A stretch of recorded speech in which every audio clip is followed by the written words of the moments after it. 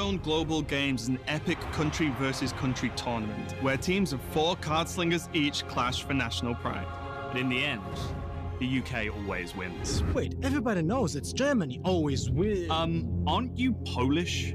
Is winning all that matters? It's all about fun. And getting along with your teammates. That's easy when their skills are legendary. Or in this case, you have an ace player who will never let you down. So we're gonna see the same old archetypes then? No, every team needs to bring all 9 classes. So we're gonna see Hunter? I wonder. So let's recap. It's 4 regions, 48 countries, but only one winner.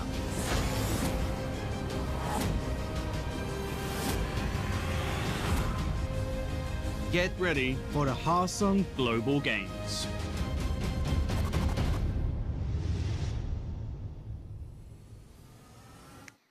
Good morning, Europe. Good night, USA. And hello to every other time zone that we've got watching us today. Welcome to week 10 of the Hearthstone Global Games. Once again, I'm Falcone, joined by Lorinda.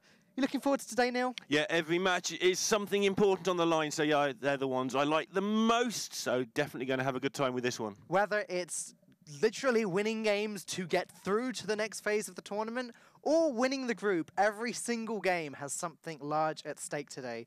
And I'm really excited to just get started. But before we do, let's take a quick look at the Hearthstone Global Games format. We are in week 10 right now of stage 1 of the Hearthstone Global Games. It was, of course, it was a 10-week round robin with 8 groups, 6 teams. And today, tomorrow, and Thursday, after Thursday, you're going to have the final answer of which teams get through to stage 2. Yeah, stage 2, 6 groups of 4 teams, 3-week round robin, as you can see on the screen there. And that means that basically everybody plays everybody. That's what a round robin is, yet again. But only 3 weeks this time, and then we'll limit that down to 16 teams, single limb. Top 4 go to the land finals. And as Sottle says, every week there can be only one winner. Yeah, but he also says the UK always wins, and we're going to have... He says a lot of things. We're going to have to wait and see about that. But anyways, let's get straight to it. Let's look at the groups and see where we're at right now. Of course, this is going to change pretty dramatically between today and Thursday. We've got Brazil and Switzerland still to... No. Yeah, Switzerland still to play here, as well as... China and Indonesia will be playing at one point this week. I think they're playing in the American stream. The winner of that goes through. Brazil and Switzerland. Brazil already through, of course, as you can see there. They're playing for a chance to win the group. And as you'll see as the groups go by, winning the group is pretty important right now. Yeah, winning the group is important. It's all to do with the seeding in the next stage as we look at Group B. Group B, we've got Peru and the United Kingdom coming up as the last game tomorrow. So that's one to wait for. Both teams not looking like they're in a great spot. Can they actually progress now? Yeah, Peru need to win that one 3-0, the way the tiebreakers work out, to get ahead of Romania. RDU will be more interested than anybody watching that one, and of course his Romanian teammates, but we've highlighted RDU a lot, so why stop now? Well, RDU is the big name of the team. I think it's fair to say that. Group C, we've got Russia versus New Zealand coming up a little bit later today. It's the final game yet to be played in the group. And it's to decide the winner of the group, among other things, actually. Yeah, Russia, if they win the group, well, whoever wins that wins the group. Other things we'll talk about at the time, but basically, Argentina have an interest in that one because both teams can go through or one of them can get knocked out, and if one gets knocked out, Argentina are the beneficiaries. Yep, so they're going to be watching that with bated breath. Group D. What have we got still coming up in Group D? Hungary and Slovakia left in that one, and obviously another one where vested interest. Hungary win, they're through. If they lose, then it looks like they're not going to get through. That's going to be our first game tomorrow, so just sit tight and wait for that one as we have a look at Group E. Italy versus Israel, going to be the last game coming up today. Now, I'm particularly excited for that. I'd love to see my team be the one that gets the 5-0 treatment in the groups. Yeah, I'm pretty sure that whichever team gets the 5-0 treatment, you'll pick them anyway afterward. But yeah, Dan, obviously with Italian heritage, and if they win that group today 5-0, they will be the only team to do so after the USA had a bit of an accident last week. Yeah, not huge stakes going on in that group anyway. The winner wins the group, sure, but they both get through to the next phase anyway. Group F. Where are we at? Kazakhstan at the bottom, Malaysia at the top. I believe that Kazakhstan's going to be playing against Canada on Thursday. Yeah, the big one in this group is Denmark and France coming up. I think Denmark are actually out either way. So yeah, the big one is actually Canada to see what position they can get in the group. Right. Group G, Mexico on the top at the moment. Taiwan, Turkey, Poland, Singapore, all sitting tight on a 2-2 score. We're going to be seeing 2 of these games coming up today. Yeah, and the other one at the end of the week as well. This group will all be sorted out pretty much by the end of the day, with Poland playing Singapore, I believe, and Taiwan playing Turkey. That's the right. winners, those are through, the losers are out. No maths in that one. Yep, not a complicated affair at all as we get to Group H. Belarus on the 2-2, sitting right in the middle there. They still have a chance to get through, I believe. Yeah, winner of Belarus and Philippines, which will be our first match up today. Winner goes through, loser goes home. All straightforward. It's weird to look at it that way, given that Belarus are 2-2, and Philippines are 1-3, but it's because of how different their game records are. Philippines, despite the fact that they've got a lower match score, they have a much better game score because the ones they've lost have been 2-3s, not 3-0s. Therefore, all they have to do is win the game, and they're going to go through based on tiebreakers. Yeah, they lost to Czech Republic 3-2, and they lost to Croatia 3-2. So they've had 2 close calls, and that counts for something when you get to tiebreakers. Right, well, we've been over this briefly already, but let's have another look at today's schedule, starting off with the game we were just talking about, Belarus versus Philippines. Then it's going to be Taiwan, Turkey, New Zealand, Russia, Poland, Singapore, and Israel, Italy. Neil, is there one that you're particularly looking forward to today? I've got to admit, and I hate to do this because it means everybody just goes home, but I'm looking forward to the first one. The Philippines were one of my 2 picks that Raven always gets upset about because I picked 2 teams that were combined 0-3, and I'm a big fan of the APAC region. I would love to see this Philippines team go through. They're a team that pretty much lit the thing on fire. They were the first team to go, hey, we've been in Germany, and the excitement was just contagious for the rest of the event for some of the other smaller teams as well. You know, I'll be totally honest, I didn't think I'd be looking forward to today as much as I am. I thought when we got to the 10th week, it would pretty much all be set in stone, the results would be sorted, but I couldn't have been more wrong. As we've been saying, almost every game today has incredibly high stakes, not even just for the teams playing, but the teams that are going to be watching. It's going to be a good one. Yeah, definitely. I mean, when you play 5 matches, the last match is 20% of your entire schedule. So when you look at it that way, it's no surprise that some of them are going to be important. That's true. Right, first game though, Belarus versus Philippines. Twist, Fizmishko, No Name, and Kartjeshka.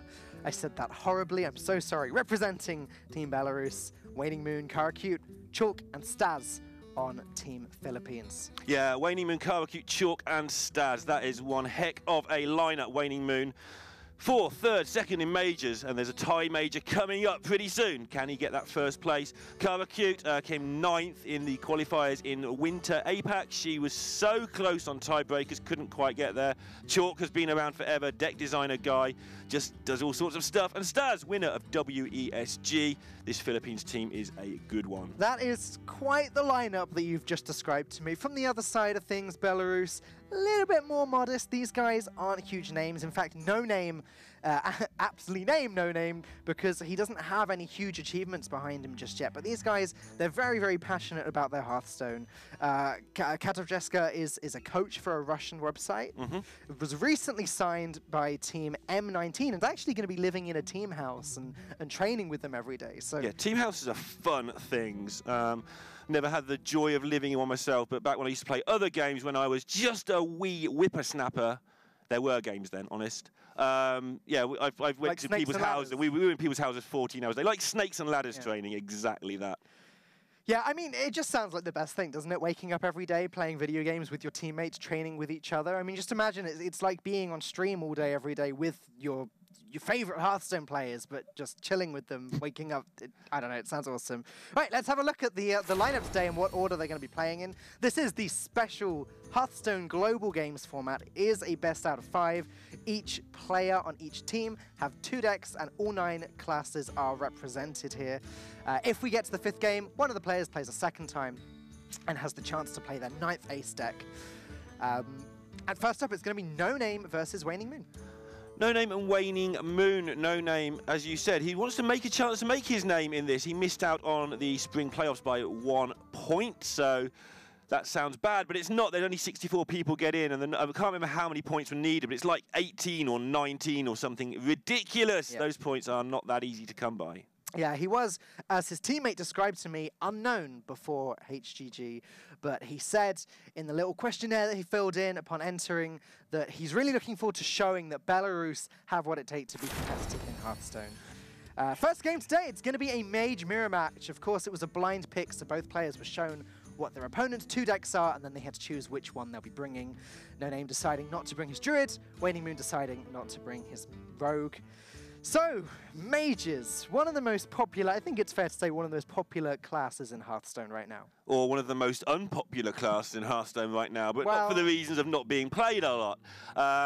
Yeah, I think that we've seen quite a bit of mage mirrors, and I think that Gunther Mage seems to be one people are starting to settle on after several weeks of Secret Mage happening. Yeah, we've danced around a little bit, haven't we? It's been Freeze Mage, then Gunther Mage was discovered, and then Secret Mage, and now it does seem to, as you say, have been settled back on the Gunther Mage. George C's list has been one of the most popular recently, notoriously running 1 copy of Eater of Secrets, and I think those of you watching back home will agree with me, that card has been popping up more and more on the ladder recently. Yeah, I'm not a fan of it so much in this event, although we have seen it, just because the chances of you running into the opposing mage aren't that high. So if any of these 2 guys has brought that, they're going to have a massive advantage in this one. But if they hadn't run into the mages, they would have had a massive disadvantage. So will be interesting to see if either or both have brought the Eater of Secrets. Well, they both put mage in this lineup with another solid deck right now. One with the Rogue, one with the Druid. So there it is. It's not too surprising to me. They both picked the mage for a reason. No Name feeling pretty good about his reason right now. Do you think he keeps it in the mulligan? I don't think so. I think the game goes long enough that you might as well throw it away and try and get some cards that aren't awful, especially as his hand is really bad. Right. If his hand was somewhat different, and don't forget, this could still be Freeze Mage with that Frost Nova lurking in there. If his hand was somewhat different, then I feel that he might keep it just because you can. But you know, there's no Mana Worm, there's no anything useful to get going. But again, this could well be a Freeze Mage. I was about to say both players optimally would want the Mana Worm, but you're right. Frost Nova isn't a card that we regularly see in any other type of mage. Freeze Mage has been creeping up more and more recently. And hello, second Eater of Secrets. Oh my goodness. What on earth is life all about right now? Carver's found that pretty hilarious there in the background as well. It's like, well, there's the Eater of Secrets. We don't have a choice whether to keep it. We're stuck with it. It's nice for what could be the final time we're going to see the whole of Team Philippines chilling out together, playing together, chalk over the back, Waning Moon's shoulder there. Belarus, on the other hand, they will be communicating via headset. So if you see him talking on the top there, don't be too surprised. It's the Hearthstone Global Games as a team format. Every single series, the teams are communicating with each other. Just to point out, No Name's hand has now revealed it's not Freeze Mage after all. There's Firelands Portals, there's Counterspells, there's other Firelands Portals. Now we've got to look to work out what the Philippines are playing in their deck, because they've got an Acolyte of Pain and a Frost Nova in their deck.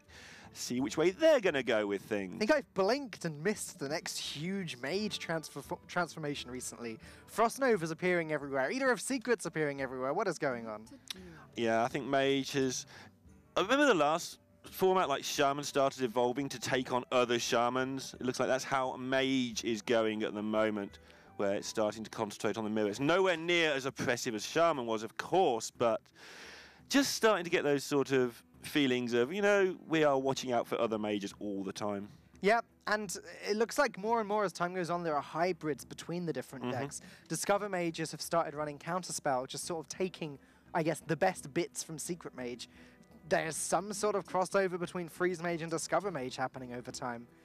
And Waning Moon's hand could easily be mistaken for a Freeze Mage hand at the moment. In fact, it probably just is one.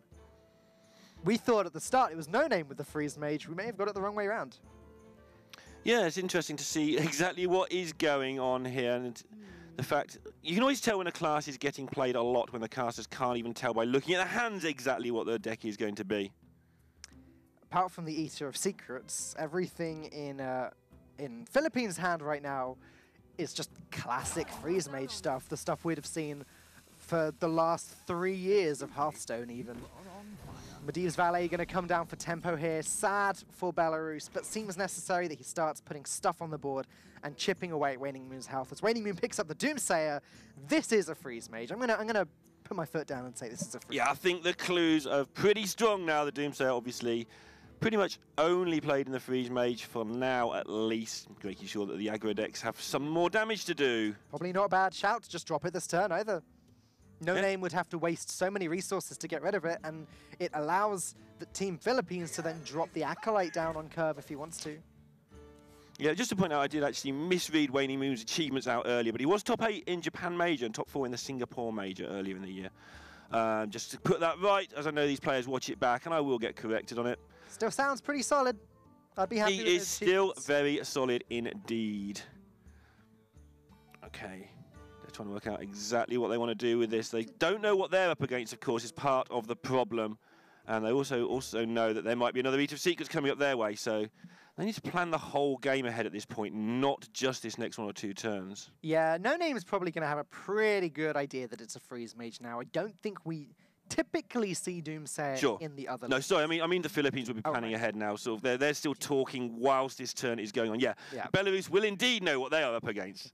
And now it's just a question of does he play the counterspell now, just develop that nice and early, or play Primordial Glyph?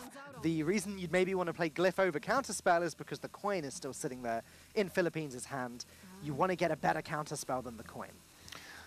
Yeah, glyphing on turn 2 is always an irritating thing. You really want to wait and see if you need more burn or what else you might need, but on the other side of things, you don't want to just waste your turn. So they are just going to throw that counterspell out there, which against somebody with a coin in hand doesn't always work out well. But of course, Waning Moon doesn't know it's counterspell, so he may be scared of playing an Acolyte, for instance, in case it is a mirror. Again, Waning Moon doesn't, as you said, he doesn't have any idea what he's playing against, because I think every mage list at the moment runs 2 copies of Medivh's Valet. Right. So it could be anything. That secret could be Ice Barrier, Ice Block, Counterspell. It can't be Mirror Entity anymore, but it could have been before the Acolyte came down. Philippines, obviously, with that Eater of Secrets in hand, won't want to use it too early. They'll be trying to use that for a breakthrough later in the game in case they're up against an ice block. So they'll test for everything else before playing the Eater, most likely. Yeah, it's good to use that either to get 2 secrets or just to get the lethal at the end when your opponent's not expecting it and can't do anything about it. Oh my, Fireball or Flamestroke from this Glyph. Well, it looks like it's going to be a Fireball. These burn mages like to pick up as much burn damage as they possibly can. Yeah, and they know that they've got to go face with this particular one as well. There's not going to be much board control needed against this deck, as they are well aware what they're up against already. Okay, Philippines working out what to do here. Might be tempted to get the Blood Mage down just to get the card draw cycle. Their hand isn't particularly progressive right now. This is where the Eater of Secrets is just a little bit irritating, because you'd love to just jam it down on turn 4, but you'd just be putting down a 4-mana 3/5, which isn't actually very good. Removing Counterspell from the board also isn't really using the card to its fullest potential. So I agree with you. I just think you drop a Thanos, ping opponent's face. Yeah, that's where they're going to go with that. No need to ping their own Thanos, of course. Any extra chip damage they can get, 1 or 2, or buff is absolutely welcomed in this deck. And that hand of Belarus looks pretty menacing when you just look at it out the corner of your eye. It's just all on fire right now. Yeah, very, that's very accurate. Fiery balls, pyro-y blasts. How are the portals going? I don't know, I'm just going to stop right there. I don't go any further. Okay, using the cheap fireball so that he can fit in the mana to ping that Blood Mage Thanos. That's interesting. Oh, never mind. Yeah, I mean, they know that the Philippines want the card draw from this, so make them get their own card draw. If you're going to go face, let's go face. So the downside to that is that if Waning Moon did decide to just copy No Name and start blasting Belarus in the face right now, he would get a little bit of extra damage from that Thanos. I guess ultimately No Name just doesn't really care about the 1 extra damage that he could be receiving. I mean, there's 26 damage in hand for Belarus, so they've got to get to turn 10 for that to matter, and of course by then the Philippines will almost certainly have found a block, given that they'll have ways of fetching it as well with Arcanologist. But they've made their intentions clear. There's nothing really to Fireball anyway, so why not just Fireball the face while you can? As long as you don't put them below 15 so that they can't heal themselves out Extraza, you're not really wasting any damage at this point. I wonder if No Name is trying to bait out some burn damage with this play, actually. By leaving the Blood Mage Thanos there, it's so tempting for Waning Moon to just blast a Fireball or use a Frostbolt, and that is still a counterspell that's right there. Right. Yeah, and they may think, have they seen any signs that it's not a mirror match? They haven't yet, so... No. But they'll be well aware. There's 4 of them there to check for those sort of potential errors. I think we're just going to see Ping face an attack here. Oh, it's just... Ah! I just lost all words entirely then, as Belarus, their gambit paid off. They've eaten up a fireball with that counterspell. And now, No Name picking up Mana Worm. Looks like he's in a pretty good spot. Yeah, Wayne Moon not at all happy about that either. Wayne Moon did take the blame for a mistake right back in the very first match that the Philippines played. Sorted it all out the next week, again, by going top 8 Japan Major as well for the Philippines, and also for winning their second match when they destroyed Germany 3-0. But, yeah, I think he looks like he's always taken that. Chalk just tapped him on the shoulder and just walked off. I don't think he's given up all hope, but it's quite amusing to watch. That's okay, he's back, he's back. He's chilling out, he's just grabbing some water. Now, No Name going to decide if he wants to actually get rid of the Thalnos or not. Dropping the Mana Worm, pinging the Thalnos is an option, but that's so inefficient mana-wise. Fireball plus ping, again, is an option. Or you can drop the Mana Worm and play the Fireball. Yeah, a little bit more difficult, this one. They don't want to lose the Mana Worm, but seems like they've got a handful of spells. When are they going to, like, if they Fireball now, next turn they get a Firelands Portal almost certainly. When will they drop the Mana Worm? They might as well do it now and get it over with. And yeah, they're just all in on smashing you in the face. Down to 3 cards, and Philippines currently don't have any way of stopping this. There's a way. There is a way, absolutely. Yeah, you're right. No Name making their plan pretty clear. Go face with everything. Firelands Portals are going to start hitting the face next turn, and then Pyroblast later on. Ice Block, though, is going to buy Team Philippines a little bit of time. They want to pick up their Alexstrasza, though, urgently. And it will be a disaster for them if No Name picks up his Eater of Secrets. Yeah, that's more damage that's having to go on minions here for the Philippines. That's now 10 damage, 6 counted and 4 on a minion, 3 on a minion that hasn't gone. So that's 9, not 10. That's not how numbers work. It was only 4 because the Thanos is down. Yeah, right. So 9 just simply wasted damage there. Showing the importance of these minions in the Gunther Mage.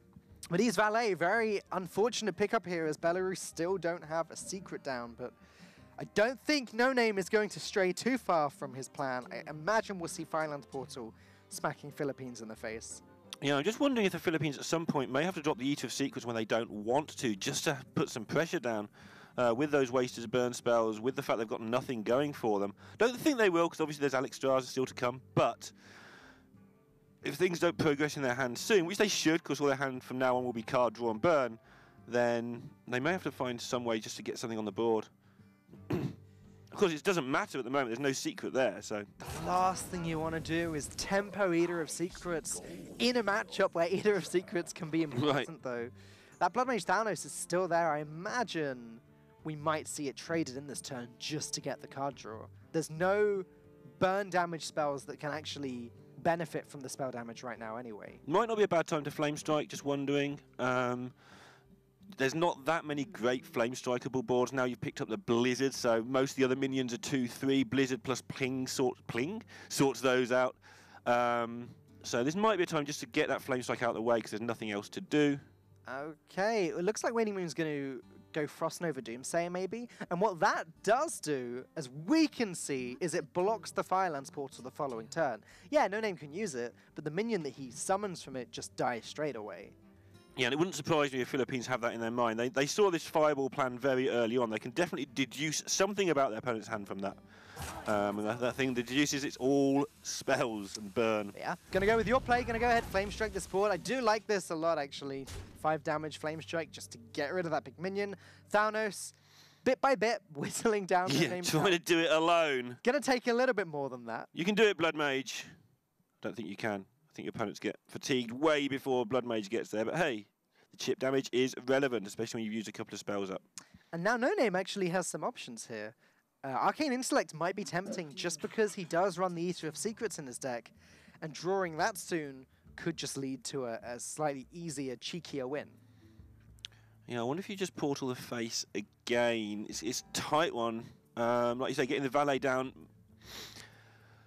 behind a secret. If you Arcane Intellect, you're almost certain to pick, not almost certain, but you're very strongly likely to pick up a secret or a way of fetching a secret. The Valet getting that extra 3 damage might be really handy. I don't think Belarus will be too scared, but they do, you know, as always when you play this, You get Alex Straz in the face, followed by Fireball Pyroblast, you lose the game. So they will be a little bit twitchy going into turns 8 and 9, especially as they know coin is still in the hand. Right. Okay, No Name, not long to make the rest of this play. Gonna go ahead and play Arcane Intellect, picks up Medivh. Can't come down yet, but that is gonna be a lot of sustained pressure later on. Yeah, Medivh on turn 9 into Pyroblast on turn 10. I know that people say the 10 drops aren't good, but that's only relative to 10 mana. They're still decent. There's still, you know, 6/6s and 7/5s and things lying around. And some of them are. I mean, Tyrantus is a 10 mana minion. Right. And Deathwing Dragonlord, etc.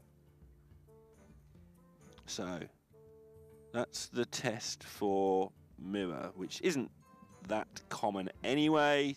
They'll want to test for Counterspell now, I should think, and after that they might just drop the Eater. Yeah, they're not going to want to waste more damage to another Counterspell, so I don't mind just attempting the coin here, attempting the Ice Barrier maybe. Again, you don't want to play the Eater, so No. if they can find any other way of doing things, they will. They'll be scared of playing 2 secrets at the same time, of course, for the reasons the opponents might have Eater of Secrets. But I think that most players will not expect it, they'll just play around it because they can. Yeah. It's strange that it's such a common consideration at the moment. Yeah, a card that's been around for a long time. I've seen it played in Wild a few times back in the old expansion. Right. Some of the Wild tournaments that took place then. Yes, they did exist. But not so much recently in Standard until the last 3 or 4 weeks. Now, I think that No Name just drops Medivh. It's either Medivh or it's Medivh's Valet plus Violence Portal, which Right. is only 8 damage. It's not quite enough to do the job. So I do prefer this play into the Pyroblast, as you said before. Philippines not finding a way to get through any damage here. They're desperately looking for Alex Straza, but sometimes you just have to switch to plan B if Alex Straza doesn't turn up. Everything to face would leave 20 if you count the 2 minions. Pyroblast in hand, that puts it down to 10. You know, if you glyph into something big here, you can just start launching face and not worrying about Alex Straza. It's a bit desperate, but your position's a bit desperate. If Waning Moon does pick up the damage, then because he's got the Eater of Secrets, he might just be able to win this game before No Name gets the chance to. That's if No Name doesn't pick up his Eater of Secrets. Tested for the barrier. Nope, there's nothing up there. This might be, excuse me, be a good time for Frost Nova Doomsayer after you glyph here. Right. Because then your opponent can't really play their spells. They'll lose the charges from the Atiesh as well. Test for Counterspell number 2, because some decks do play that. All right, never mind. Just Pyroblast him in the face. This means next turn there is the potential, I think, to pick up Lethal somehow with Eater of Secrets and the Glyph. Nah, he needs minions to survive. Is it only 1 minion he needs, though? If you Eater of Secrets, a Fireball, Glyph into Frostbolt, that would do it with only 1 minion. So, yeah, that's what they're planning to do, is pick up Frostbolt. Oh, they need to pick up the Fireball as well. Sure, one or the other, then Glyph for the other one. Yeah, right, sure. Alex Straza, though, very key card in this matchup being picked up. Doesn't look too relevant this turn, however. Unfortunately, using it defensively just doesn't quite do enough. Yeah, how safe do you feel behind that block, kids? I think you just trade the Medivh and Pyroblast the face. That being said, it doesn't necessarily set up for the 2-turn lethal, as you've still got to get past the Ice Barrier. Really difficult to know whether to use it defensively. They may smell a Eater of Secrets just because that Pyroblast face was kind of weird. All right, gonna play it safe. We're gonna just go for complete board dominance. I like this a lot. Doppelgangster, not what you want though as a random 5-mana minion. There's no evolve in this deck. Right, so there goes the barrier. So that's another turn closer for the Philippines to survive. There's the Alex Straza. That's a little late. Frost Nova Doomsayer is probably the play here, or Frost Nova Blizzard, but if they want to glyph, they can't do the Blizzard play. Ironically, Belarus still going to be able to pop the Ice Block there, thanks to the Atiesh. Pyroblast first, then the Atiesh will allow Waning Moon to be popped on one. Pyroblast being picked up on the other side. Waning Moon can play it, but it means he can't play the Eater of Secrets. So what he can do is he can play the Eater of Secrets, hope they don't have a second block, and then go for Pyroblast next turn. Sure, That's yeah, one okay. play they can do. If they do that, though, They can only Frost Nova, they can't Doomsayer as well. But that might be the way forward, I think. They will be sorely disappointed if that's the case. Obviously, you want to play the Eater of Secrets to turn you in the game. It looks like it just might be the best option, though. Gonna go Doomsayer Blizzard. Clear this whole board, prevent Belarus from developing any further. Unfortunately, though, No Name's gonna go ahead and pop this Ice Block now. He's gonna be frustrated that he hasn't picked up his Eater of Secrets yet, although the card does not synergize well with Pyroblast because you cannot play them on the same turn. Right. Yeah, as we are seeing, even the reduced Pyroblast, still 12 mana. And even Twitch chat doesn't have 12 mana very often. So No Name's presumably going to block this at 1. He's looking for reasons why he shouldn't. One reason why he shouldn't is how did he get through the second block, I guess. And his board will go. He'll use a charge on Atiesh, but it looks like he should. Yeah, I can't think of... In fact, he uses up the entire Atiesh is one problem. Okay, potential, high roll potential here. What if Pyroblast was to summon Deathwing Dragonlord? Sure. Alexstrasza would then be yanked out of the hand. He's gonna go for it, actually destroying the Doomsayer, going for board dominance instead. It does summon the Deathwing Dragonlord, but I can't help but think that would have been much better if it went face, the Pyroblast. The block would have been popped, Alexstrasza would have been on the board. But the Philippines then put their own Alexstrasza into their own hand, into into their own face, and 9 million times out of, I don't know how many 10 drops there are. There aren't that many, so Deathwing Dragonlord not that unlikely, but they can't play for that eventuality, I don't think. I think there's around 8 or 9. Yeah. So that can't be dealt with. But the Eater of Secrets now in the hand, and both teams got Eater of Secrets, both teams have got a block, and both teams struggling to find a way to make it actually do its thing. Well, it's going to give a player lethal 1 turn sooner. Right. That's what it does in this state. Unfortunately, No Name doesn't actually have a guaranteed lethal setup in the hand anyway. I think he has to just drop the Eater of Secrets, though. I can't see a better play. What to do? Well, you could wait until you can definitely attack for lethal, which is next turn, when your guys aren't frozen. There's no way to get rid of the Antonidas. And there's no way to prevent the Antonidas from attacking. Waning Moon is just going to win this. Waning Moon is just going to win this. It does look good, but are they going to heal their own face? Because they don't want to lose this battle cry, so that's what they're going to do. Okay, so yeah, Waning Moon is just shy then. It's 3 off, I think. But they've got their second ice block now. But again, the second ice block, no good if you Eater. This is why they've been saving their Eaters for so long. It's no good if you do it on the turn that you win. They can't play the second ice block then. That's the whole point of waiting. Yeah, second ice block just dead in each of their hands. Very good play here from Belarus. Dodged several bullets in this game. So, contrary to what I just said, No Name is just going to win this. Because Waning Moon doesn't have any way of clearing up more than 3 minions. Like, he can fireball the 2 minions that have less than 6 health and trade into the other, but those big dragons aren't going anywhere. Yeah, so he's just going to do this way. Proc the block and hope the opponent doesn't have Eater. Philippines probably think they're going to win, but they're going to get the sad news that Eater of Secrets is also in Belarus's tech. It looks like Belarus is going to take a 1-0 lead for all the world here. What a game to start the day here. It's hard to believe what we're seeing. The standoff between the Ice Blocks and the Eater of Secrets with a huge board on one side and an Antonidas on the other. But there you go, No Name. Never represented his country before the Hearthstone Global Games. He believes that Belarus is a small country of big people, and he's here to show that today. Yeah, and they just dodged several ways to lose that game and avoided them all. Not playing the Alexstrasza at the end there would have caused them to lose the game. So, well played to Belarus, taking that 1-0 lead. Winner of this one goes through to Stage 2. The losers don't. Now, thinking back, right back to the start of that game, a fireball on the other side got eaten up by a counterspell. That 6 damage, could that have maybe made all the difference? Possibly they were looking for they would have had to play a glyph and they'd had to have drawn something useful out of it. But yeah, basically that did cost them 2 or 3 turns at least. Attempts with the glyph. Right. Well, let's take a look at the next game coming up now. It's going to be Tvis versus Staz. We've just seen a Mage Mirror. Now it's going to be a Shaman Mirror.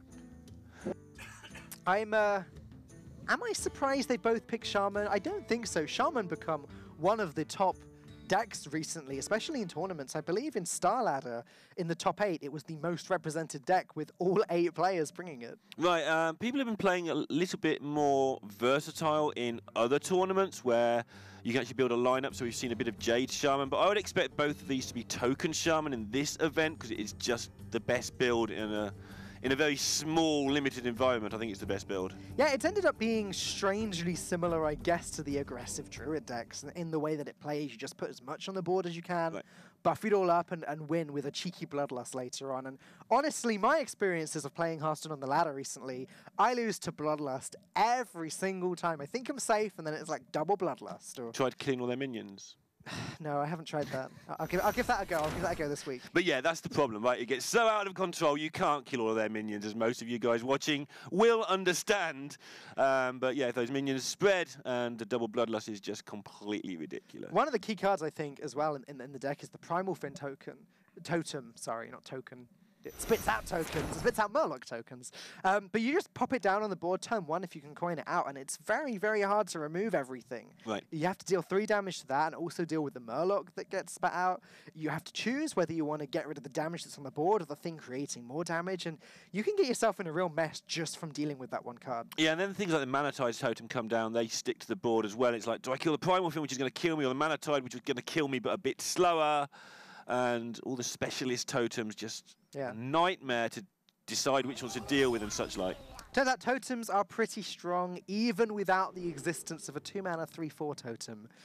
We are going to be getting straight into this, though, and as predicted, it's looking very much like a token shaman on both sides. Token totem. Yeah. Let's just call it a Volt. Try saying that at the end of the day. Okay, so I think that the Philippines will be pretty happy with this hand. They will mulligan some of it away, but how much remains to be seen. Belarus will probably just keep the Primal Fin. I think the Stonehill's a little slow here. Yeah, I agree with you. I think they just keep the Primal Fin. I think Philippines... do they just keep the Manatide Totem and the Corsair? So you definitely keep the Corsair because you're expected to kill your opponent's weapon, plus the patches is so huge.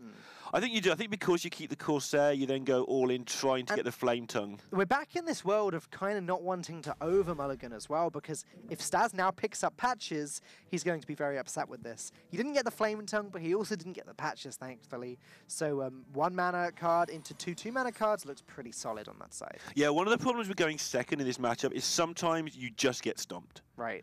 Not quite as ridiculous as maybe the Hunter Mirror, but sometimes going second in this is an absolute nightmare. So taking the chance they're looking for that Flame Tongue totem so that if they are up against the wall of 0-3s, they can play the Bloodsail Corsair, Flame Tongue, start removing those things. Otherwise, avoiding the stomp possibility. But they have put a really interesting opening hand. They can respond depending what is played against them here. I wouldn't be surprised, given that Belarus are going to pass, if Staz just gets it over with and gets the Jade Claws down on turn 1. The problem with that is you're walking into the opponent's Corsair. I wonder. Yeah. I think I do prefer Corsair on turn 1 to Jade Claws slightly. I actually prefer the Primal Fin Totem even above that, though. Okay. It's very, very hard for a Shaman to deal with that on turn 1 unless they're running Lightning Bolts. And just as with all of the totems, the longer it survives, the better. Yeah, I think we will. I think you're right. I think we'll see the totem, the Primal Fin come down. Not sure what's going on right now, though. Okay. Hopefully we've got it sorted and we'll just see Philippines take their turn. There's the Flame Tongue. Yeah, Primal Fin's now massive. Getting that 1/1 on the board means that you can kill a 0-3 off yourself with your Jade Claws next turn or with your Flame Tongue totem. Made the decision. I think this would be the decision anyway. Made it so much easier, though. Hey, you said you can get stomped if you go second. Well, if the guy going first doesn't have a 1-drop to play, then you can be the stomper by going second and coining a 2-drop. Becomes the Stomper. And Stomper sounds like a great the Druid Stomper card. becomes the Stompy. 8/8 for 7. Now, as you can see, the second Primal Fin Totem, nowhere near as strong for Belarus now. If he drops that, Flametongue Totem just comes down and the Murloc kills it for free. Jade Claws has to be a consideration, but then what do you hit with it? Yeah, it's absolutely horrible position to be in. Flametongue Totem basically is gigantic in this match. We saw that the Philippines did hunt for that. And Tvis knows it. He realized that if he plays his Primal Fin Totem and the Flametongue is... If they met with a Flametongue, they probably lose.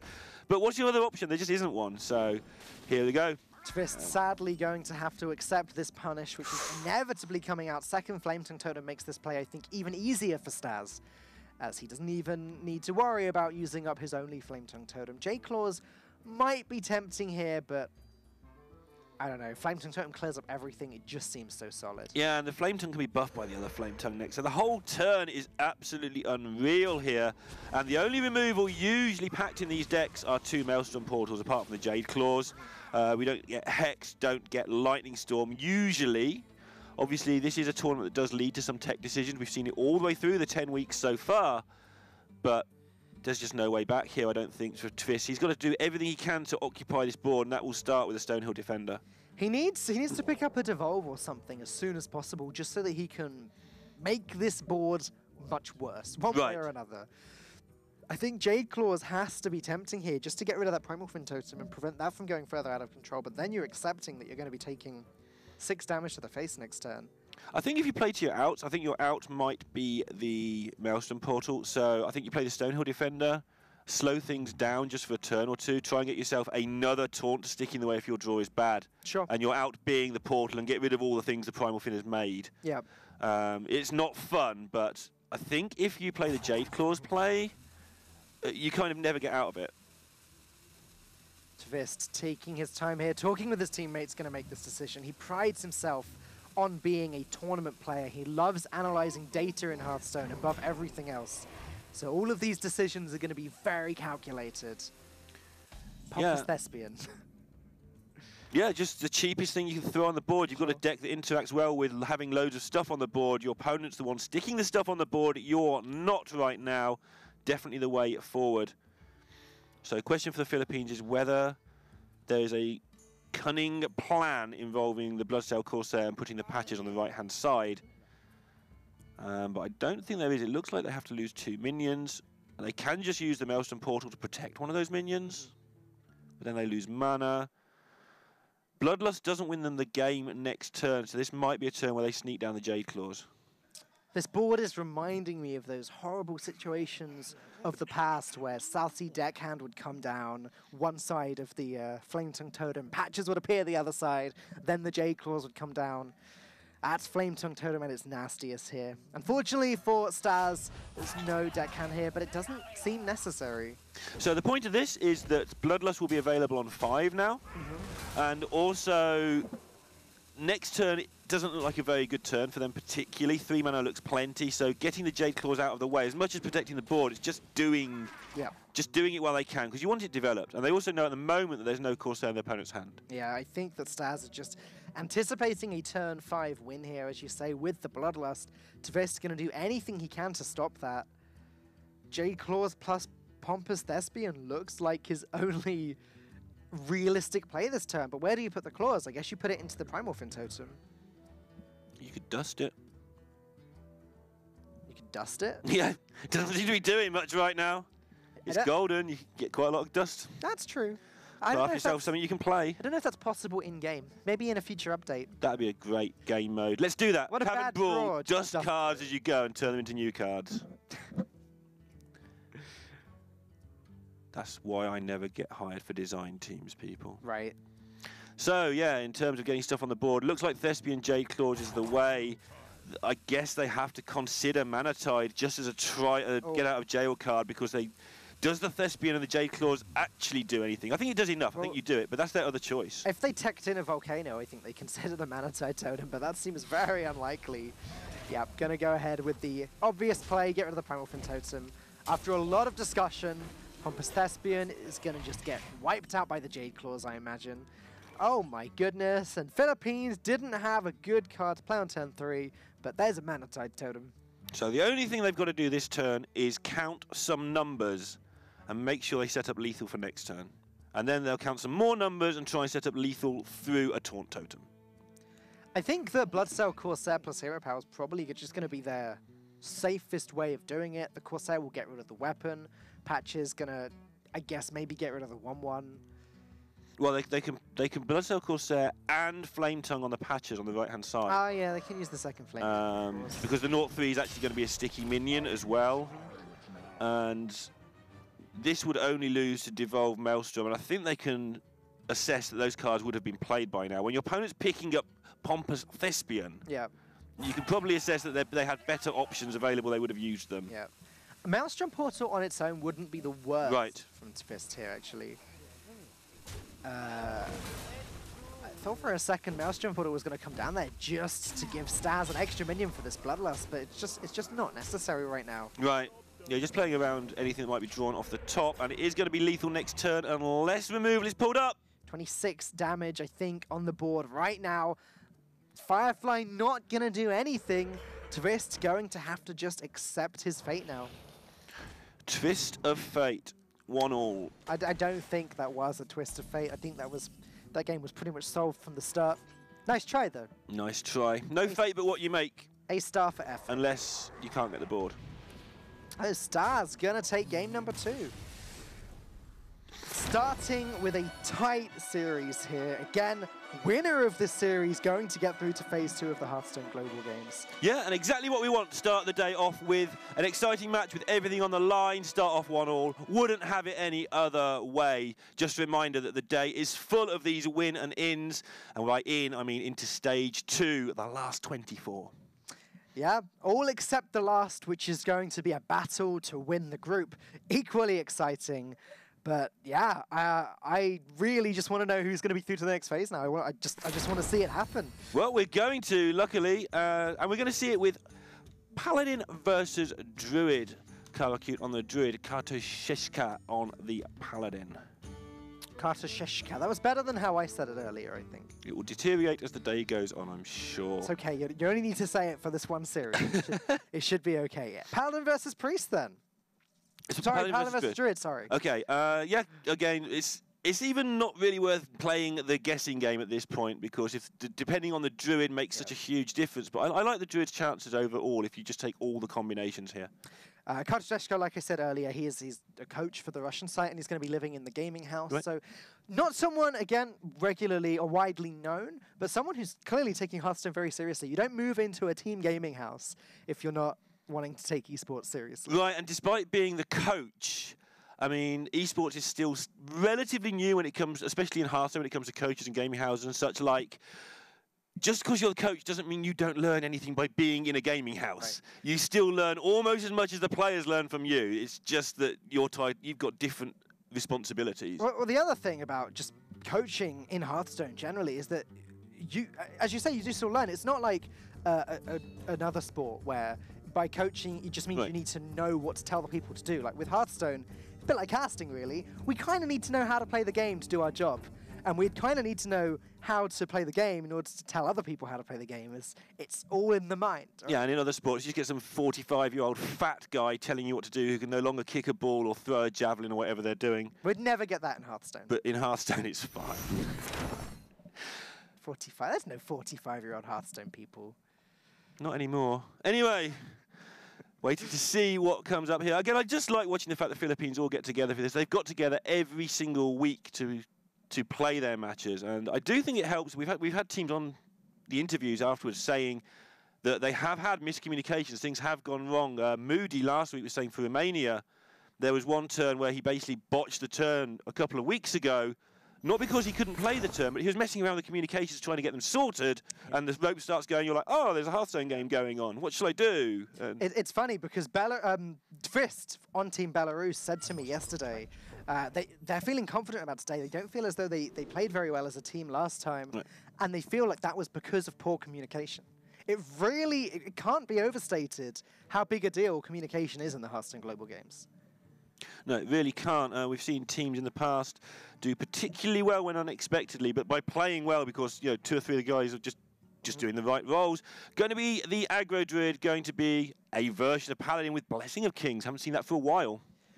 Well, it's definitely the more aggressive type. As time's gone on over the last couple of months, the control-y Paladins have been taking over. We've been seeing a lot of N'Zoth Paladin recently, piloted by RDU last weekend, for example. But yeah, we're gonna see a very fast game here, I think. Another thing Twist said to me, actually, quite interesting. I don't know exactly what he meant by this, but he believes that the Philippines use a suboptimal strategy, and that they're going to take advantage of that.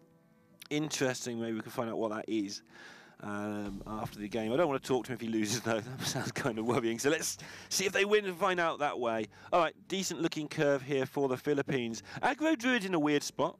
People have slowed it down until it no longer seems to be quite as consistent. It goes a little bit deeper, gets better into games that he was previously losing, but also sometimes it just draws a bunch of 5-drops. Yeah, there's definitely been a lot of different versions. Some using the Menagerie Warden, I think, being the very slowest, and trying to use them on the Bittertide Hydra, with Shell Shifter being another card in the greedier lists.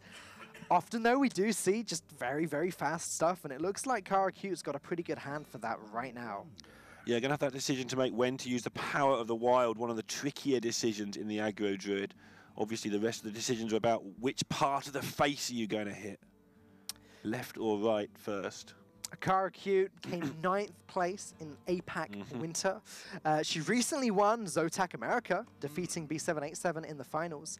So she is a very experienced player as well. The whole of Team Philippines, really, just stacked lineup of players here. They're desperately going to want to win this series and show what they've got and get through to the second phase of the competition. Yeah, I haven't checked it out for this week, but going into their previous match, Karakute was the highest ranked Filipino player on Gosu Gamers. Really? So, yeah. So she's been doing rather well, and she wins her local firesides all the time, and her daughter gets very excited about that because apparently that means she gets better food. Oh, really? Apparently so. Is that how it works? Apparently that's how it works. I'm pretty sure that Kara's keeping something back there.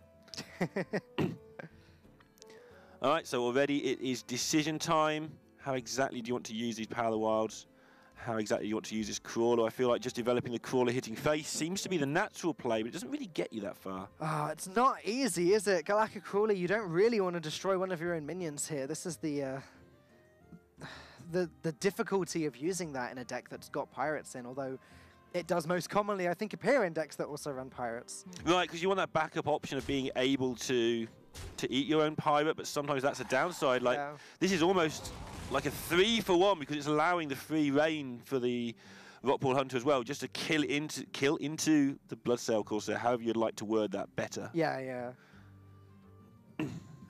It's just a good job for Karakute that Murloc War Leader can't come down just yet. That could have been a disaster. At the moment, though, Belarus not high on options either. I think he is just going to have to drop the Bluegill Warrior. Either that or just Hero Power and trade into the Pirate.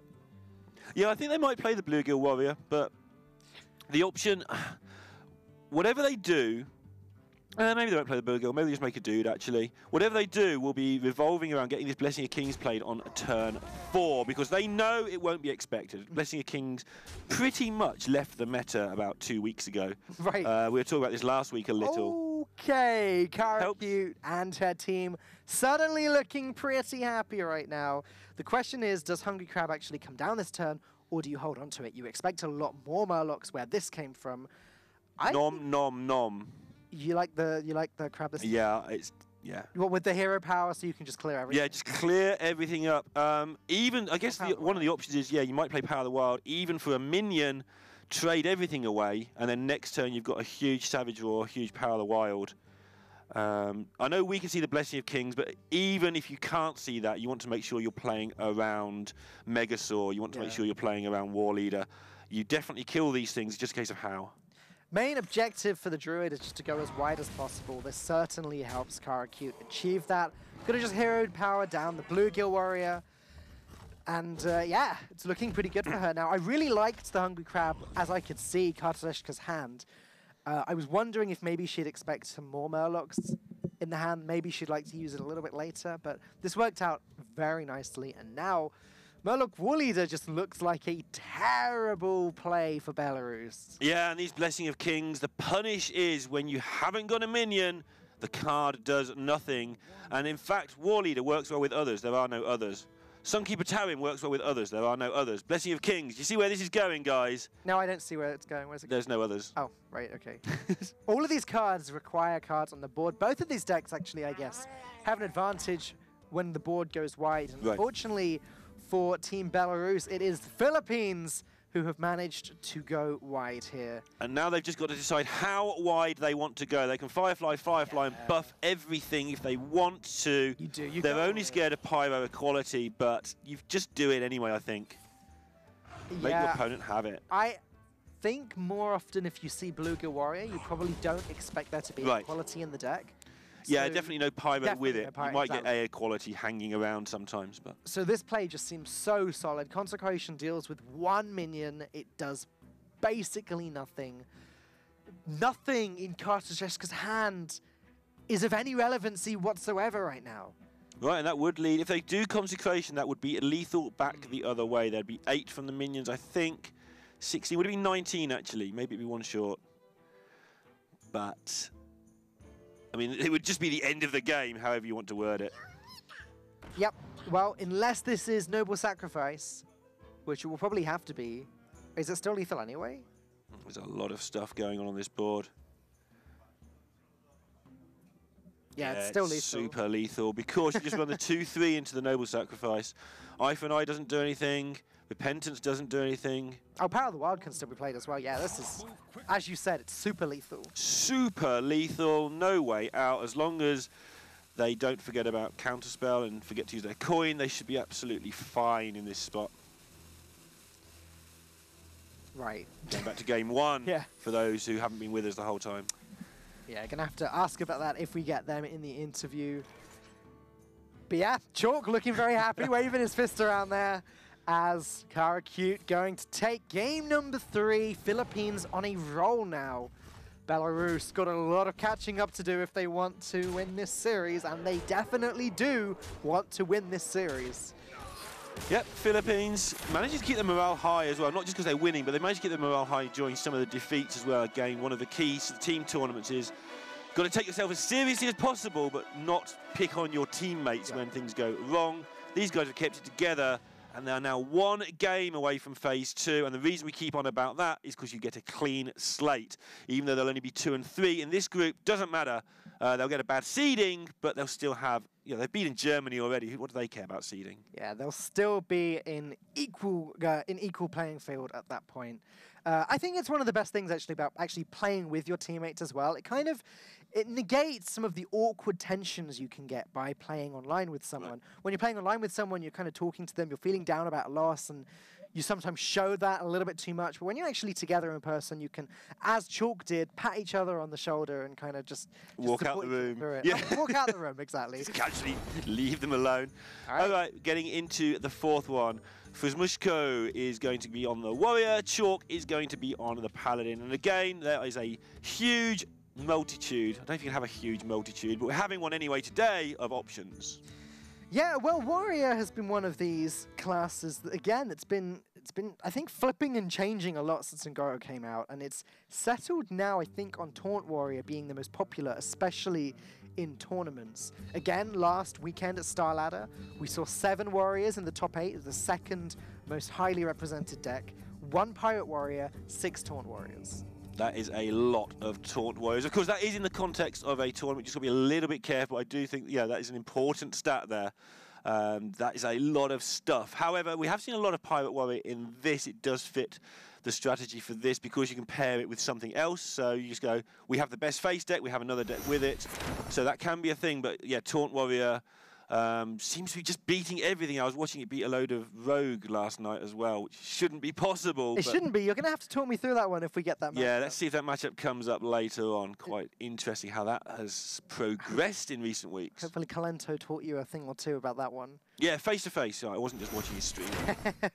On the other side of things is going to be the Paladin. We just saw a very fast Paladin in the previous game. As we've been saying, that's kind of been going out of favor recently as Control Paladin has been taking over. I mentioned Star Ladder before. Paladin was the 3rd most highly represented class. Well, one of those two things is going to happen, but the other one, talk about slow Paladins. Look at the speed of this. We've got Grimscale Chums and Blessing of Kings in the same deck. But yeah, the warrior is going to be grindy warrior of quests. Yep, well, no surprise there. Kind of a surprise on the other side, as we were saying. Tar Creeper, I don't think that's a card we've seen much of in Paladin at all, actually. It's interesting, right? Because there's a Zelay thing that Sotter was talking about last week, where Zelay was basically the person who put it into Druid a long time ago, and his teammates were like, what's this doing here? So everybody took it out and forgot it for a while, but it protects your little guys. Yeah. And if you're playing Grimscale Chum, which apparently they are, then what better way to protect your little guys than a thing that's 3/5 on your opponent's turn? Just seems to work in pretty much every deck at the moment, doesn't it? It's been used in Dragon Priest over the weekend as well, so... I think it's a fantastic card. It's not just a great card because it's good, it's a great card because of the design where, okay, you can play it, you can stodge up the board, but it's not winning you anything on its own. Yeah. It's just a stupid 1/5 body.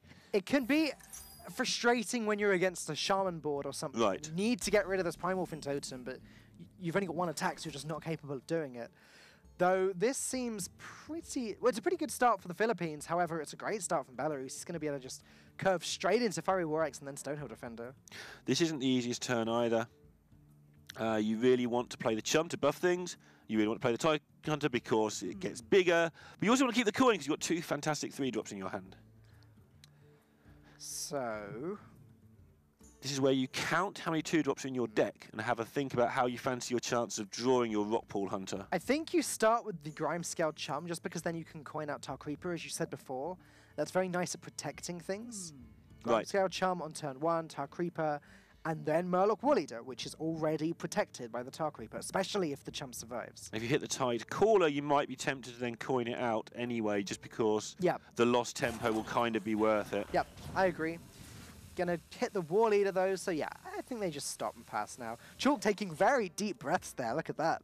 Yeah, and I think he was going with that plan. I think if he hit the Tide Caller, he was going to seriously consider playing it. A little bit sad not to win his 1 in 3.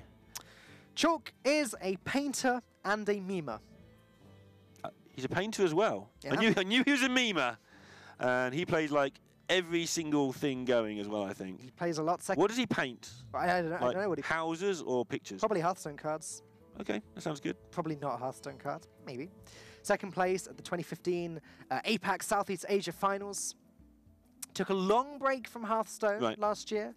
Came back fairly recently and straight away just hit High Legend with his own Pirate Warrior shenanigans. Yeah, he was like quite a big name on the circuit for a while, then just randomly went missing overnight for a year like people do. And then, yeah, reappeared. And no, his teammates with him when it happened. It was weird.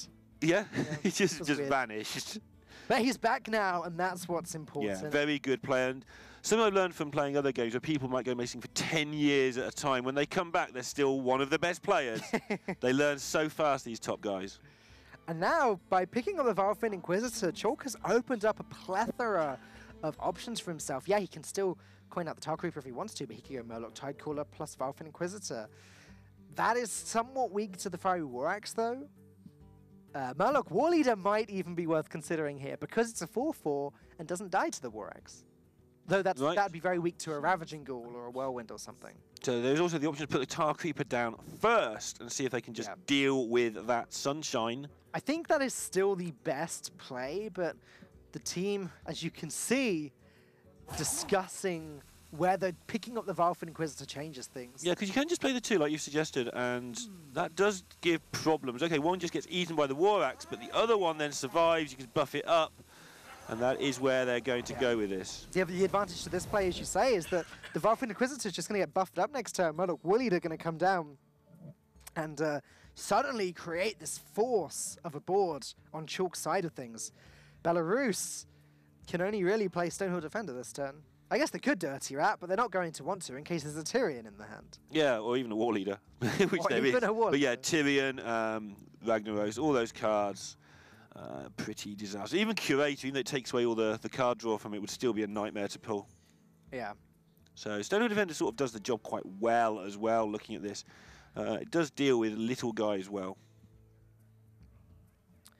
Fish Muzhko is quite a young player, I believe. And apparently he likes to... well, I've been told he likes to smoke. He does indeed. That's the description I received about Fizmishko. So quite strange that he's playing the Taunt Warrior. I guess it's just considered better at the moment by these pros. Yeah, and something you've said previously, nearly came into play last week, where you've said previously that he can be a bit impulsive. And last week, he very nearly made a mistake, and you could sort of see him stop suddenly, as if someone had just like electrocuted him from behind with a taser or something. Well, it probably wasn't quite that extreme, but that's how it looked. He's got one of his teammates there, probably not with the taser, but ready to grab him if he needs to. That's how it looked, and we mentioned you last week for that comment. It's like, yeah, he was just like that. Right. Looks like War Leader time now. I suppose Star Creeper's fair enough as well. I like the Creeper just because dropping War Leader doesn't really do anything just now. It doesn't buff up the Inquisitor enough to make this trade. So dropping the Tar Creeper means that later on you can play... Well, next turn they can play War Leader and use the Tar Creeper and the Murloc to make the trade. Yep. Could even coin out the Hero Power if you wanted to, though I doubt that would happen. They might, because... Well, I guess you've got to be careful of Brawl. You don't want to waste a coin going into Tarim turn. Tarim, of course, really good when the War Leader's on the board. That Pompous Thespian seeing a lot of action today, as we saw Fishmishka pick that up in the previous Stonehill Defender. These just aren't the best options. I guess Ornery Direhorn's fine. Yeah, it can be surprisingly good. Of course, it helps that they know roughly what they're up against. Or do they, though? I guess they don't. They've seen a Tar Creeper. I imagine they have no idea what's going on. Murloc Tidecaller number 2. I feel this is just too tempting to resist. It just works out perfectly. It becomes huge. It becomes a 4-3 if it gets played before the War Leader. So you get a 4-3 there. The War Leader's a 4-4. The Valfin Inquisitor becomes a 3-4.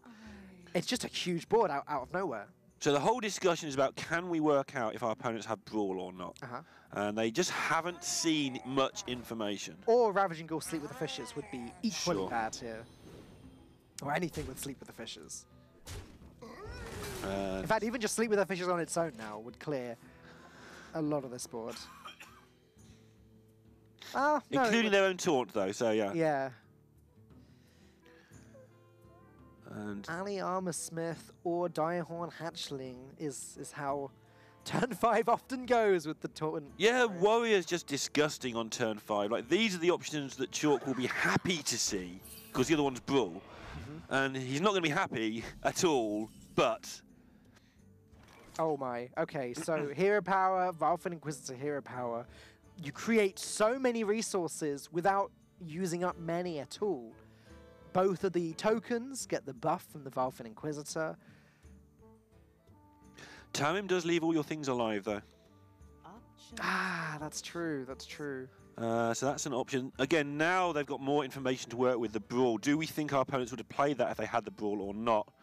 No reason to overcommit if you don't have to. That's why this Consecration's coming into play as a consideration. And they will be trying not to injure their War Leader. That is so it doesn't get executed.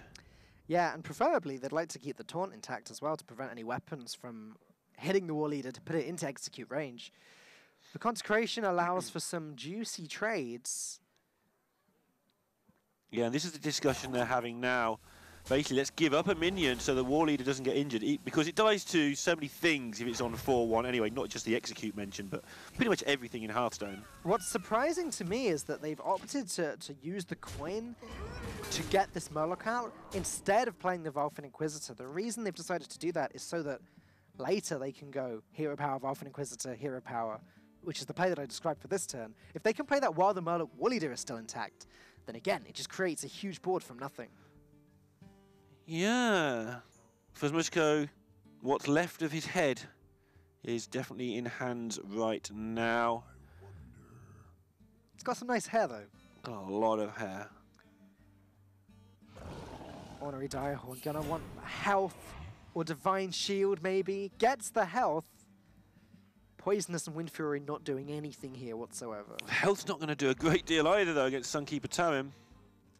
It's not.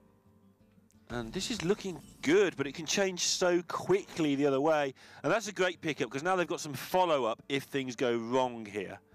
I think Tarim would be mega tempting, but they can just get through it with weapon and... it costs a couple of minions, I guess. Tarim just... So to me, it feels like you're kind of wasting Tyrion if you play it this turn, because you've got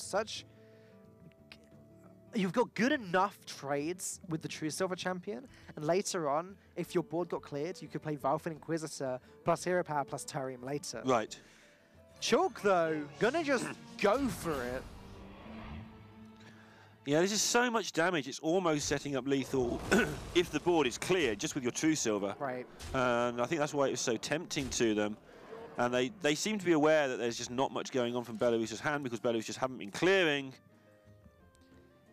There's the Sleep with the Fishes, though. So let's see, Ravaging Ghoul plus Sleep with the Fishes plus Dirty Rat might have to be the play. Everything dies Survive except on for one. Thorium. As far as they're concerned, they survive on a bit more than one, but yeah. Yeah, they can't play the Dirty Rat as well. I guess they can, yeah, because the taunt. Well, they'd have to do it instead of armoring up. Or they can armour up. It depends how they read the hand of the Philippines. Exactly, exactly. Philippines have been playing off the top for quite a while, so they may read they can get away with the Dirty Rat.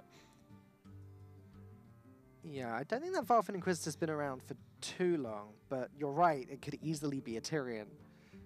Or even something like a Gentle Megasaur. Then again, if there's a Megasaur around, then the game's probably... Yeah, I think they just go for this with the Rat. But no, they're just going to go the other way. The Murlocs go to sleep with their fishy friends. Sure. Oh, okay, of course. The other 2-mana taunt that's there. I was thinking of ratting afterwards, but you're right. Your play would have made more sense. This makes sense too. They're not out of the running just yet. So the Philippines' decision here, I mean, the obvious play is Stonehill Defender, then weapon down the Thespian, go face for 3 and see what happens. The only decision is how much do we want to use our hero power? We're nearly out of resources. If we go with the obvious play, we are all in on it. Whereas is there some grindier method we could use just by pressing the hero power need button? Tyrion to pop up here. There it is. There's Tyrion. That's it pops fine. up. There's no running out of resources now for Chalk. I think that Tyrion pickup probably just wins him the game, actually, because now he makes the trade, goes face, as you said. Ali Armorsmith or Primordial Drake going to come down next turn, but Tyrion going to do a very good job of just countering that. Yeah, Tyrion is indeed still one of the best cards in Hearthstone, without being oppressively good, right? You have to wait till turn 8, you have to set him up, but he's the card that every arena player wants. I'd love Fiery Warax hitting the Tyrion right now if Fishmusko had more than 3 health. Yeah, having 3 health's a bit of an issue in that scenario. I mean, Ali Armorsmith is a card they'll be looking to get down. They now know there's a decent quality minion in hand, so the Dirty Rat has come and gone for his chance to maybe have saved 6 extra health. That's true. Oh man, what a tough turn. So Ali Armorsmith, Hero Power, or Primordial Drake, I guess, are the 2 options here. Ali Armorsmith Hero Power means that you potentially start to gain a little bit of armor. You do put a lot of health on the board, and Primordial Drake isn't actually killing anything right now.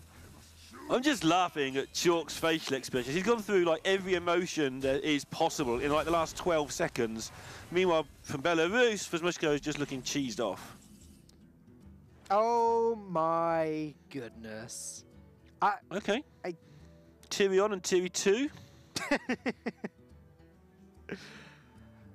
Well, you know what I said before about how Chalk's never going to run out of resources? Now he really is never going to run out of resources. He's not. Let's just keep an eye though. The quest is on 6 out of 7, as you can see there with our lovely new graphic. Yeah, I noticed that. It's very nice. Thank you very much, production. We don't ignore these things. It's massively appreciated. Got to be nice to production. Poland are playing later. So we obviously want them to win. Important match for them. So, Belarus are getting close to stabilising, but it's not easy to stabilise against 2 Tyrions. That is the problem here. Really taking his time, considering if he wants to start chipping away at this Ali Armorsmith, though you definitely don't want to allow Fishmusko to start gaining a lot of armor, especially when you can see the quest is nearly complete. I think that the play is just, pass here. Yeah, no reason to give him the extra 2 armor. There's the second sleep with the fishes. That could be relevant with the Primordial Drake, but not with the hand we can see right now. They did play the top deck Tyrion, right? It's hard to know which one actually disguises the information. It's quite interesting. Yeah, I imagine that it's less likely for you to get it than Stonehill Defender than it is for you to draw it, but I'm not entirely... Probably more likely, but also... It's got to be close. But they don't know that. Anyway, I don't know which one they played. Doesn't matter. Let's see how Belarus get on with it. Right.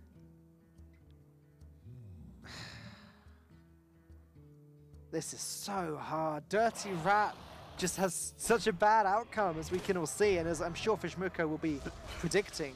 Gonna just go ahead and play Primordial Drake, trade away the Stonehill Defender, gain some armor, put up another taunt. One thing that's going to be a big problem here for Belarus is they're never going to be able to brawl, because if they lose it, Philippines will hit them in the face with an Ashbringer, and that might be enough. Yeah. And so for the rest of the game, they've somehow got to dodge all that. From the Philippines' point of view now, they probably don't want to risk walking into a brawl. We might see just Vilefin, Hero Power, Megasaur. Yeah, I mean, you can also Hero Power first. You can play, I think. Yeah, you can play both. It seems, seems Sure. pretty good. Yeah, get the extra Hero Power out of it, of course. Another big problem that Fishmushko is going to have to try and deal with. No poisonous, but that Death Rattle means that this board is very sticky.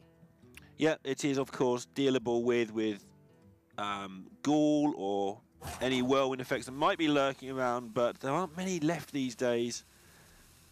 It'd need to be a Brawl first, and then a Ghoul or something. Philippines wondering whether to effectively give the Drake Wind Fury by hitting him with a Tyrion. They're just going to take down the Ali Armorsmith, stop that at source, and then just have a think about what to do with Tyrion while the rope's burning. Someone's going to have to make the call. It looks like Chalk's going to have to make the decision. Kara doesn't know. As always, Waning Moon not saying anything unless he knows. Chalk made the call, unless Staz made the call off screen. Yeah. Come on, Staz. Can you get in the shot, please? It'd be nice to see the full picture. Okay, well, now Fishmushko gonna have to start making this difficult decision as to whether or not he wants to play the Sulfuras. At the moment, it looks to me as though he just needs to gain as much armor as possible, but I don't think that's going to win him the game. So, if he plays Sulfuras and hits what? So if he hits the little guys, it doesn't help him at all. If it hits the Megasaur, sure, then he has some sort of life left. Oh dear. Oh, man. And Fishmushko is quite clearly devastated by that. I think that's pretty much going to just seal the deal, isn't it? There's no Brawl to follow it up with, so... That's the thing. The Philippines are looking nervous because they're expecting the second Brawl here. The first Brawl. They're expecting the Brawl here. We can see the Brawl isn't there, and that just doesn't give any outs at all as far as I can see for Belarus. Philippines have been a long, hard route. They had their first game in week 3, and since then they've fought and fought into week 10, come all this way, and it is looking for all the world now like they're going to get through, but not quite yet. Is that enough? One short. Yeah, one short, you're right. So Fishmushko doing what he can, just hanging on by the skin of his teeth. I don't know how he's going to deal with this next board, though. He needs to get a taunt and a board clear all at once. Yeah, and getting all of that stuff doesn't seem very likely. I guess an Ali Armorsmith would do the trick. A second Stonehill Defender into Armorsmith into hit the right thing. That's the dream, right? And he's already had the dream once. Can he keep dreaming? Well, they're going to be dreaming of 2018. That's not horrible, but it's not good enough. Yeah, it's not good enough. Even if the hero power hits the best target, which is the Rockpool Hunter, right, there's still going to be enough damage on Chalk's side of the board to hit one to the face, even after getting past the Matrix. And just take a look here at how the Philippines are about to react to this. They are absolutely on the edge of their seats. It's been a long road for these guys, and it means that I'm going to get both my predictions through. Hey, after both of them starting off really badly. None of this one prediction stuff. Make it easy on yourselves. Italy boy. They just look very anxious at the moment. Look at the expressions on Karacute and Chalk's faces. Even Waning Moon in the background there as they get the win. Good for them. Pump. Wow, they can't quite believe it. Chalk just stunned, and so good to see these guys. They brought so much energy to this tournament. I do feel sorry for Belarus. They have also brought a lot to this tournament, beating the Czech Republic along the way. Oh, sorry. beating Ukraine along the way to get into this position. High fives, back pats, just everything. Oh, so great to see. Great feeling there for the Philippines, getting together every single week to do this. It's just extra special when they are together like that to watch them, like sharing in their celebration like that. Me and Soto had a similar thing when Austria toppled Russia, because their teamwork was just very heartwarming to see. So, not going to the 5th game like I think we hoped it would. I think we wanted to see a game 5 in a qualifying match, but there's plenty of qualifying matches coming up. And the Philippines there getting it done 3-1. Going through on a score of 2 and 3, but going to get a clean sheet for phase 2. Yeah, I don't know. I just feel so warm watching it. I can't even describe it. It's the aircon. Yeah, it is, or the lack thereof. No. Oh. Anyways, let's try and share in some of that joy as we're going to have an interview with Chalk. Hey, Chalk, how's it going?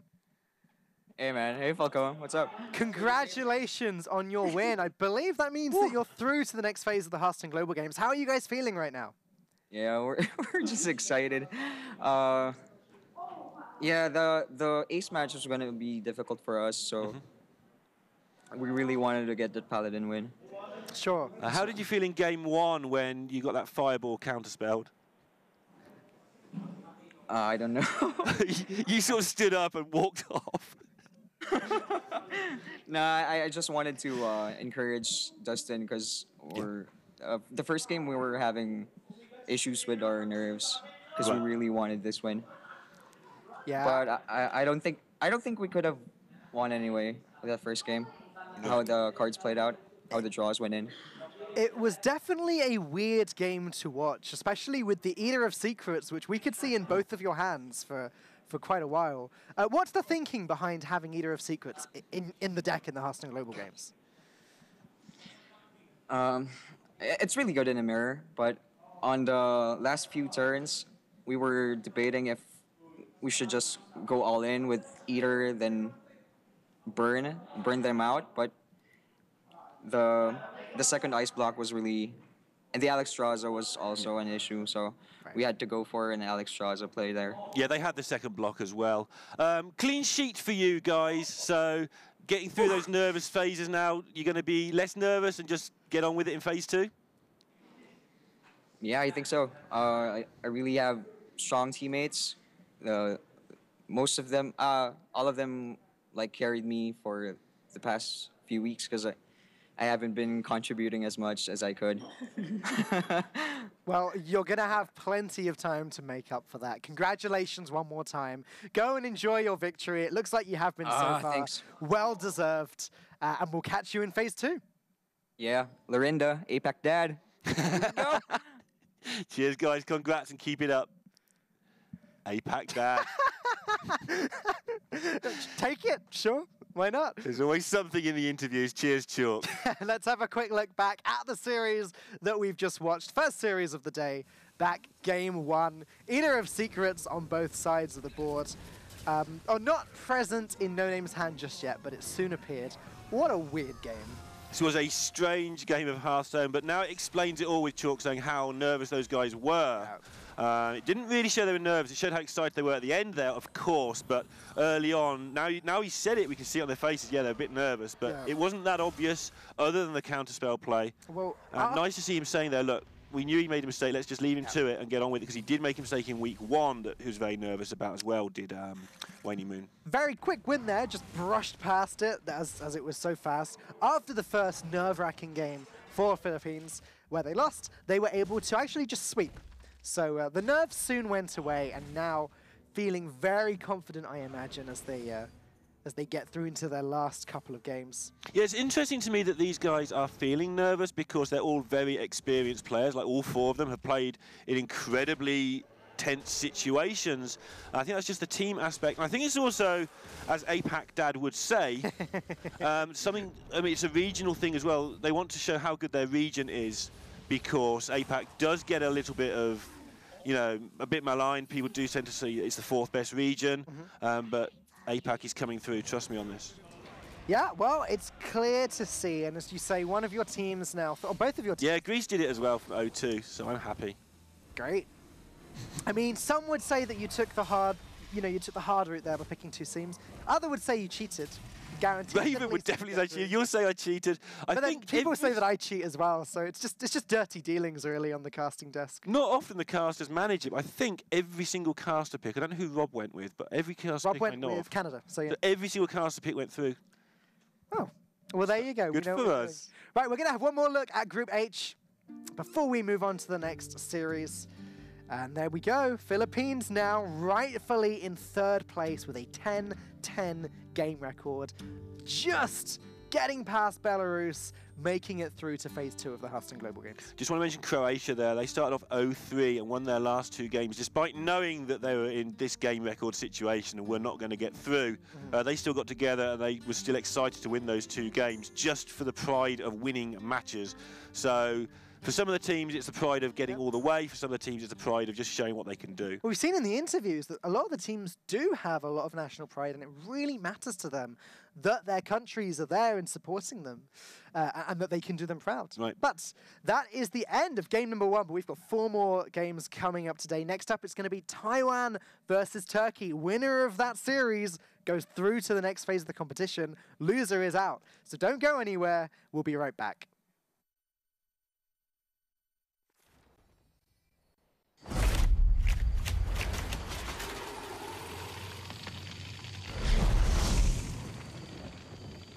We're almost there.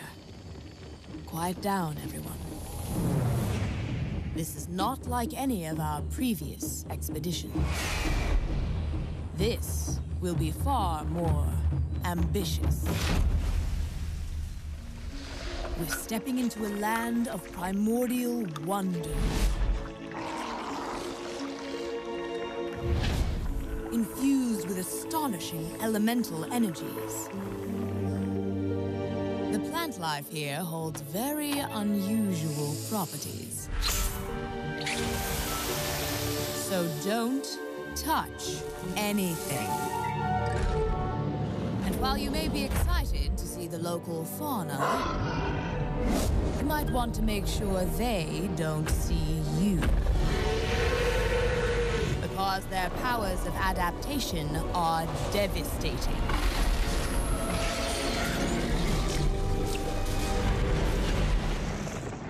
Make no mistake, we will be tested at every turn. But if we stay on our guard, we might just survive. Now then, are you ready? Then let's journey into Ongoro Crater.